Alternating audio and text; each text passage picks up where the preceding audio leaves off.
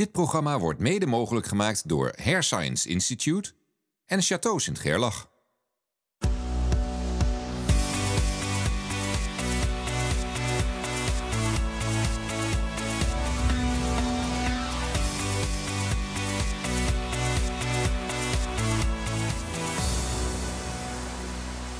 De mensen van het Hair Science Instituut hebben ontzettend veel verstand van haar en van kaalheid. Maar weet u wie daar ook heel veel van weten?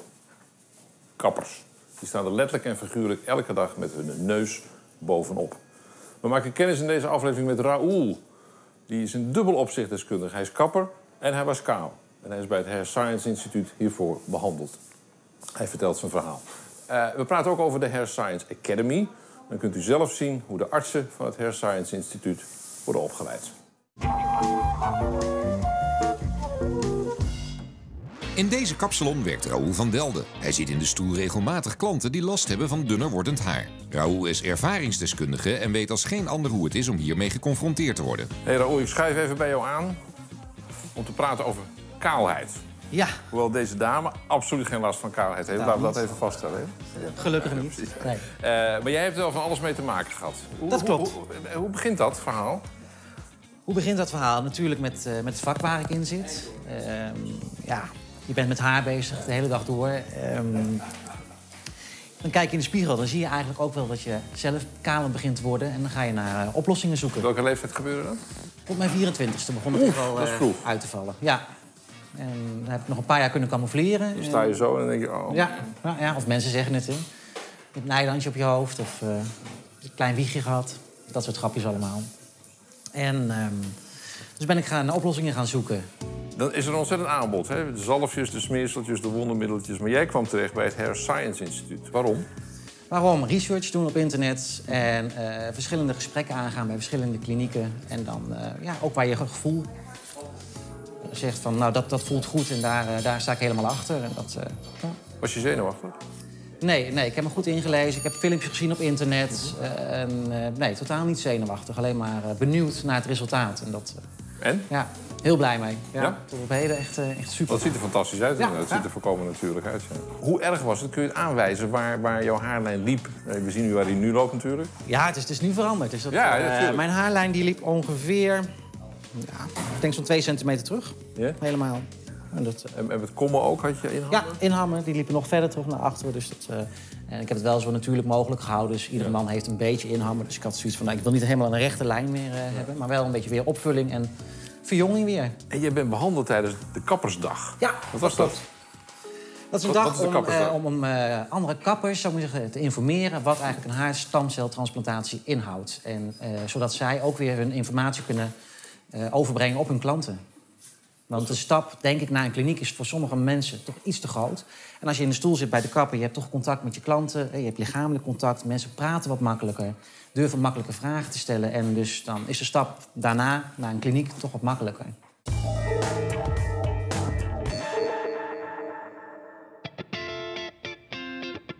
We blikken terug op de behandeling van Raoul tijdens de kappersdag in Maastricht. Terwijl de eerste kappers arriveren, wordt het haar van Raoul kort geschoren. Dat hoeft niet per se, maar zo kunnen de artsen wat efficiënter werken. Nadat de verdoving is ingewerkt, gaan de artsen aan de slag. Die komen voor de kappersdag van de Hair Science Instituut. Welkom. Ondertussen legt arts Koen Go uit wat de kappersdag precies inhoudt. Jullie opereren in de wereld van het haar. Ja. Kappers ook. Hoe is die samenwerking? Was een kappersdag, hoe is dat gegaan? Nou, de eerste samenwerking met kappers was dus eigenlijk toen ik een aantal patiënten had behandeld uit Volendam. De allereerste, dat hebben we het over 15, 20 jaar geleden.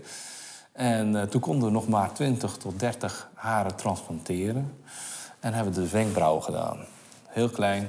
En ze waren zo enthousiast, die kappers. Goh, als dat ook bij verlittekende huid kan, dan kan het ook bij mij, want ik heb gezonde huid. Dat was onze eerste,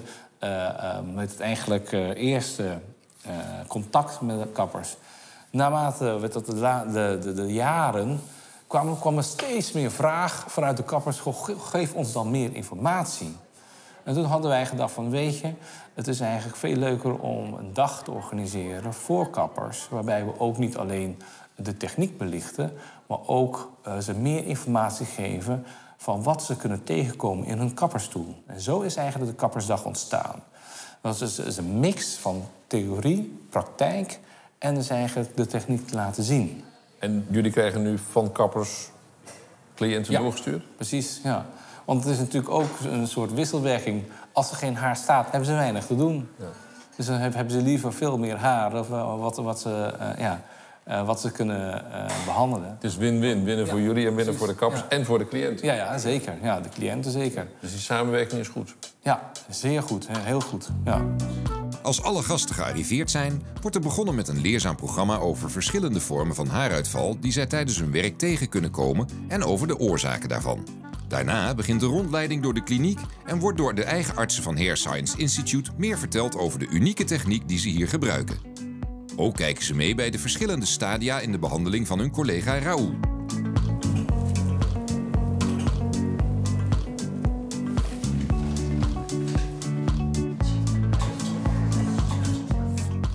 Hebben jullie het zo gezien? Raoul is vandaag leidend voorwerp. Nou, is het lijden? Totaal niet. Nee. Ben je nog in slaap gevallen of valt het mee? Ik ben echt in slaap gevallen, ja. Ik ben nog een beetje aan het wakker worden. Ja. Raoul is een cliënt van Deborah. Daarom gaat Deborah straks ook de gaatjes maken. Deborah is ook degene dus die de vorige keer de behandeling heeft gedaan. Zoals jullie bij de foto hebben gezien, hebben we de vorige keer ons geconcentreerd op de voorzijde. Je ziet dus, dit is allemaal nieuw. En je ziet dus dat het helemaal natuurlijk is. En wat vinden jullie van de haarlijn? Heel natuurlijk, hè? Ja. Zou je het herkennen als dus eigenlijk hij bij jullie in de stoel? Nee. Dus dat is ook het doel. Hè? Het doel van een haartransplantatie is niet zo vol mogelijk maken, maar zodanig maken dat niemand meer ziet dat iemand getransplanteerd is. Om al die informatie te verwerken, kunnen de kappers genieten van een lunch en een verse kop koffie.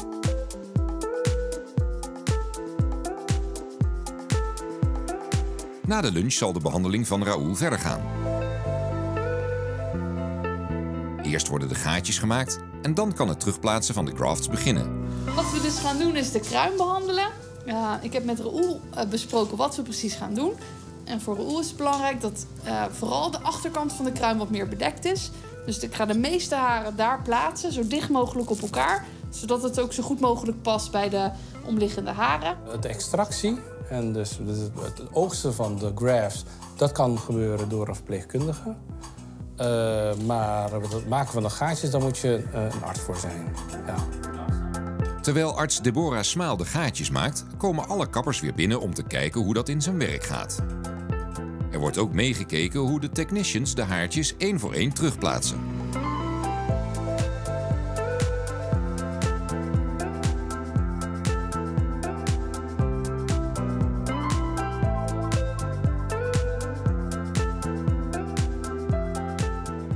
Nee, je voelt totaal niks. Dus, Mijn collega's zijn op dit moment de grafts aan het terugplaatsen.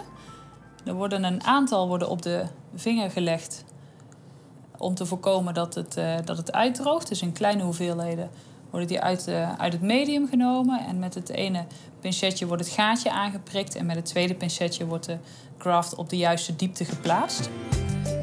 Zo nieuwsgierig als de kappers zijn naar de techniek, zo graag willen zij het eindresultaat zien. Na de break zien we dat. Eerst praat Charles met Koen Go, die de techniek ontwikkeld heeft. Het Hair Science Instituut wordt steeds groter met meer vestigingen, meer cliënten. Dus moeten jullie ook mensen opleiden, artsen, andere ondersteunende, verpleegkundige staf, die dit kan doen. Ja, dat klopt. Hoe gaat dat? We hebben een volledig nieuwe tak, dat is eigenlijk Hair Science Academy. Dat is opgezet eigenlijk eerst voor onze eigen mensen, medewerkers, artsen, verpleegkundigen. Waarbij we een uitgestippeld traject hebben om de mensen zelf op te leiden. Theorie, praktijk, ze moeten oefening baart kunst. En op een gegeven moment hebben ze de techniek onder de knie en dan kunnen ze zelfstandig de techniek uitvoeren. Het is een fikse opleiding, denk ik. Ja, het duurt ongeveer 3 tot 6 maanden. Wil je de techniek een beetje onder de knie krijgen. En dan moet je al arts zijn? Dan moet je arts zijn, maar ook verpleegkundigen moeten natuurlijk de hele opleiding voldoen. willen ze de techniek beheersen. Na de break meer over deze opleidingen. Ga voor meer informatie naar newbeautylooks.nl. Dit programma wordt mede mogelijk gemaakt door Hair Science Institute.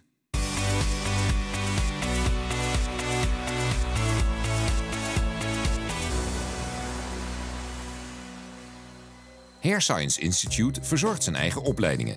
Daarvoor heeft men Hair Science Academy opgericht. Nieuwe artsen worden daar gedegen en onder leiding van ervaren collega's opgeleid om in de eigen klinieken zelfstandig te kunnen werken.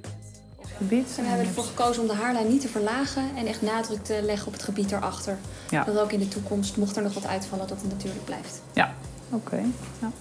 Kun je wenkbrauwen omhoog trekken? Ja.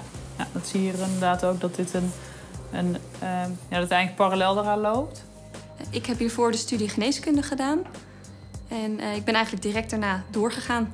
Tijdens mijn laatste fase van mijn studie kreeg ik eigenlijk een berichtje van een studiegenootje van mij met...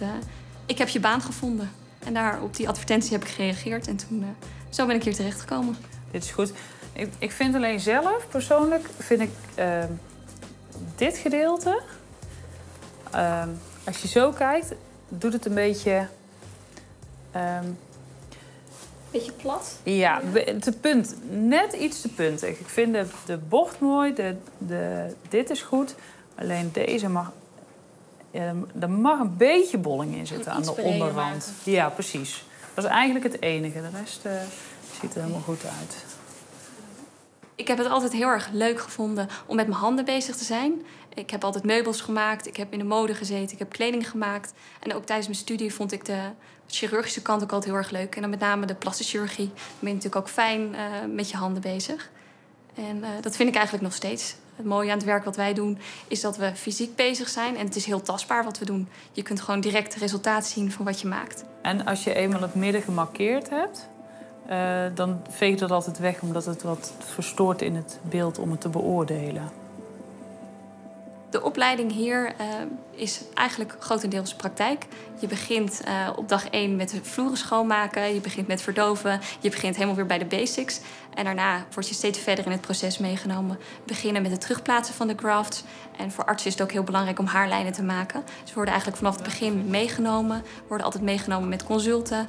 We oefenen met tekenen. En dan op een gegeven moment mag je op de eerste oefencliënt oefenen. Kijk, dit is helemaal leeg, dus hier gaat vrij veel in.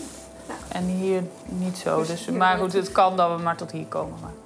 Maar dat is in ieder geval verdoofd. Hou die lijn maar aan. In het begin word je heel erg aan het handje genomen. Op een positieve manier. Wordt echt puntje voor puntje wordt bepaald waar een gaatje komt in de haarlijn.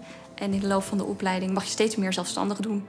En op het einde wordt eigenlijk vooral nog naar je tekening gekeken. En op het einde loopt de supervisor nog even binnen. En dan mag je het zelf doen. Kun je het goed zien of wil je de bovenkant meekijken? Ja.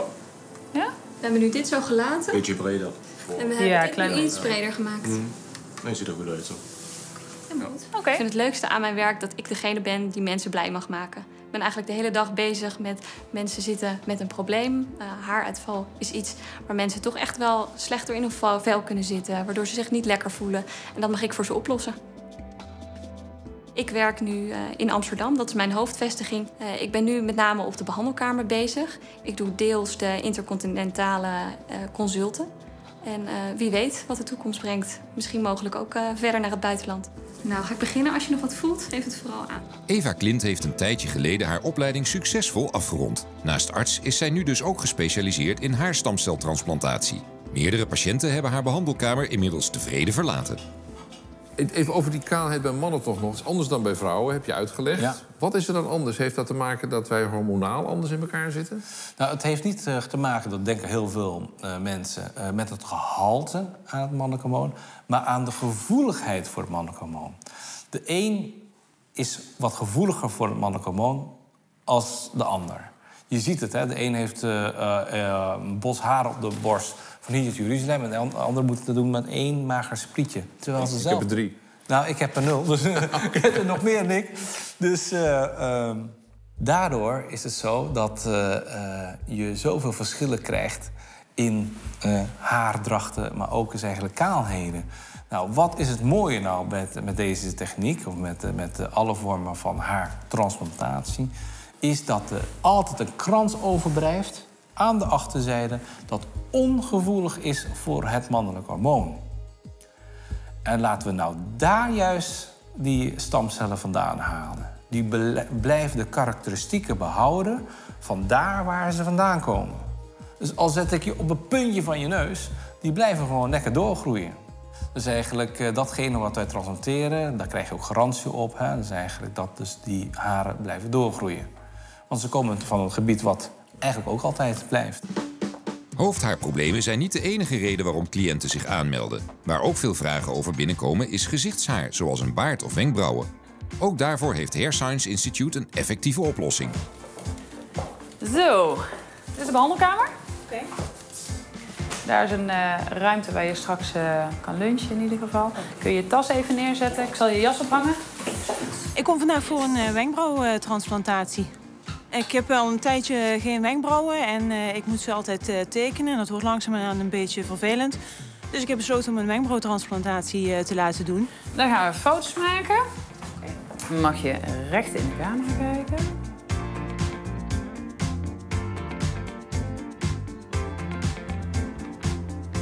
We gaan het wel straks, maar dat ga ik je straks nog een keer vragen, omdat je het een beetje vervaagt aan de uiteinden.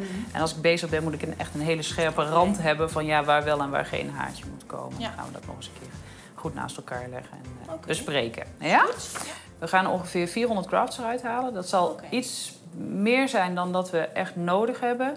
Maar bij de wenkbrauwen willen we toch altijd echt de mooiste, de beste grafts. Dus als er een graft tussen zit die niet helemaal vanzelf erin gaat, dan doen we die weg, pakken we een andere. Dus dan hebben we wat ruimere hoeveelheid. Ja? Oké. Naar mij toe draaien. Een stukje van het donorgebied wordt kort geschoren, zodat de arts de haartjes goed kan oogsten. Je mist wat volume, maar het is absoluut niet zichtbaar, hoor. Zowel als je het los als vast hebt, daar zorgen we voor. Ik mag hem loslaten, hoor. Okay. Nou, dan mag je op je buik komen liggen. Je hoofd hierin, voorhoofd, wangen hierop laten steunen. Zorg dat je een beetje gewicht van je gezicht verdeelt, dat je niet op één punt ligt. En ik ga de zenuwen een beetje afleiden met een trillapparaatje. En dat voelt als volgt. Kan een beetje kietelen zelfs. Ja? Dus dat voel je en je hoort het apparaatje. Komt het eerste prikje.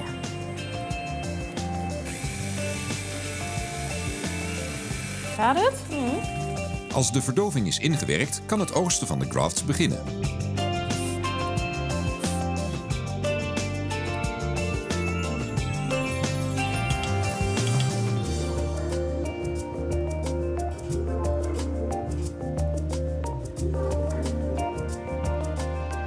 In principe, zeg maar qua... als je hem gaat uitzetten, hè, dan houden we de rand van de neus, rand van het oog aan voor het beginpunt. Daar zit je ietsje achter. Ja. En dus wil je dat zo houden of zeg je van nou, ik wil ze ietsje dichter naar elkaar toe? Nou ja, ik denk dat er zit sowieso wat verschil nu in de tekening, denk ik. Het is ook net hoe het lukt, hè, 's ochtends. Het was vanochtend heel vroeg. Dus nee, ja, doe maar gewoon volgens de regels.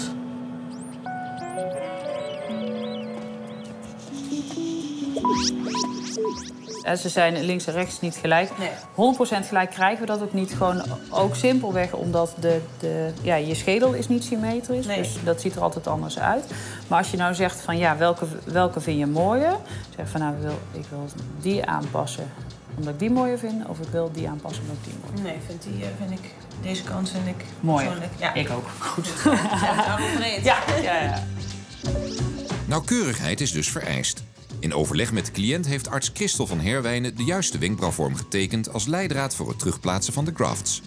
Dit kan beginnen zodra de plaatselijke verdoving is ingewerkt. Ja, nu zijn ze gelijk, hè? Ja.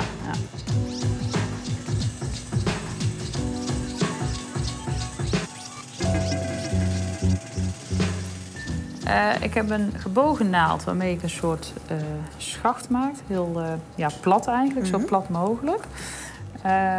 Ik maak het gaatje en mijn collega die hier naast me zit, die doet de graft erin. Oké. Dus 1 voor 1. En als je iets voelt, dan zeggen, hè? Ja.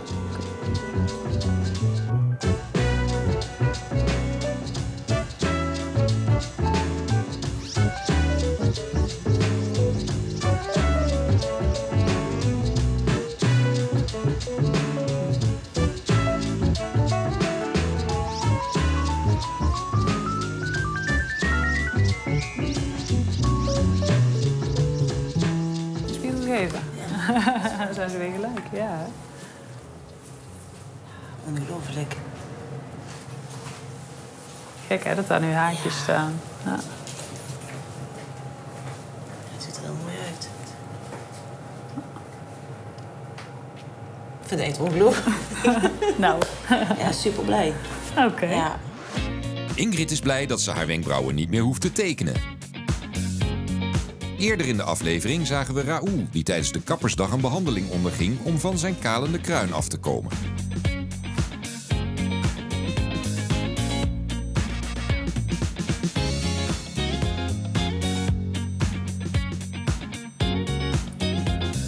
Charles zoekt hem op in de kapsalon waar hij werkt. Wat voor reacties kreeg jij van collega-kappers? Fantastisch, super. Ja? Ja, absoluut uit het hele land. En ook mensen die ook zelf een behandeling nu gaan doen en omgaan. Dus dat, ja. Nu even klanten. Dus deze niet de mevrouw met wie je nu bezig bent, maar je komt natuurlijk kalende mensen tegen. Dat klopt. Mannen en ook vrouwen. En ook vrouwen, absoluut. Verwijs je ze door? Ja, absoluut. Ik zeg altijd van, ga eerst even voor een intakegesprek. Kijken wat ze doen, wat je gevoel erbij is. Er is zoveel mogelijk. En het is niet alleen om het haar te vermeerderen, maar je hebt ook bijvoorbeeld om littekens weg te werken of brandwonden weg te werken. Dus er zijn zoveel mogelijkheden met haarstamceltransplantatie. Dus dat, ja, zowel voor dames en voor heren. Heeft de behandeling ook nadelen? De heling daarna. Dus dat jeuk is erg als pijn. En dat klopt ook echt, dat heb ik ervaren. En dat is met de heling de week daarna. Dan gaan al die gaatjes die ze geboord hebben, die gaan weer helen. En dat jeukt enorm. Dat is eigenlijk het minst fijn van de hele behandeling. Maar voor de rest, verdoving perfect. Mensen daar perfect, je wordt perfect opgevangen. Dus dat is, En een beetje jeuk, een weekje, dat heb je er graag voor over? Dat heb je er graag voor over, absoluut. Ja, als je daar weer een volle bos voor krijgt, dan...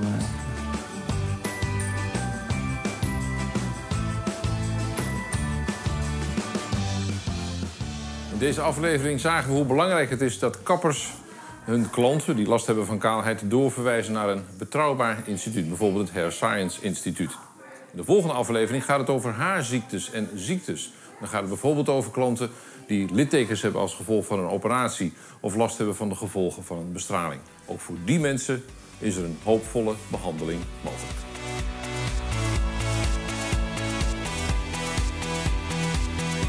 Aflevering gemist? Ga naar rtlxl.nl. Dit programma werd mede mogelijk gemaakt door Hair Science Institute en Château Sint Gerlach.